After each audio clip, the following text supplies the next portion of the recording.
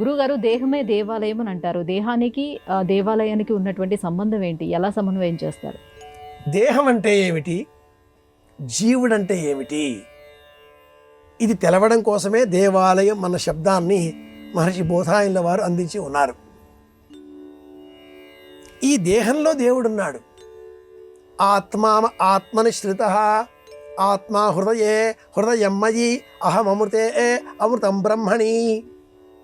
శివారాధనలో పరమేశ్వరుడిని అర్చించే సమయంలో అలా తాకి లోన ఉన్న ప్రాణశక్తిని ఆ శివలింగం పైన ఆరోపితం చేస్తున్నాను. ఎంత భావన! ఈ దేహం దేవాలయం. ఇందులో అథో నిష్ట్యావితస్యాంతే నాభ్యాము పరితిష్టతి జ్వాలమాలాకులం భాతి. మంత్రపుష్పం చెప్తూ ఉంటామే, ఆ భగవంతుడు ఇక్కడ ఉన్నాడు, భగవంతుడు ఎలా ఉన్నాడు అన్న జ్ఞానం కలిగిన మరుక్షణం మనలో అహం తొలగిపోవాలి. అంతేగాని నేను దేవుణ్ణి అయిపోయింది కదా.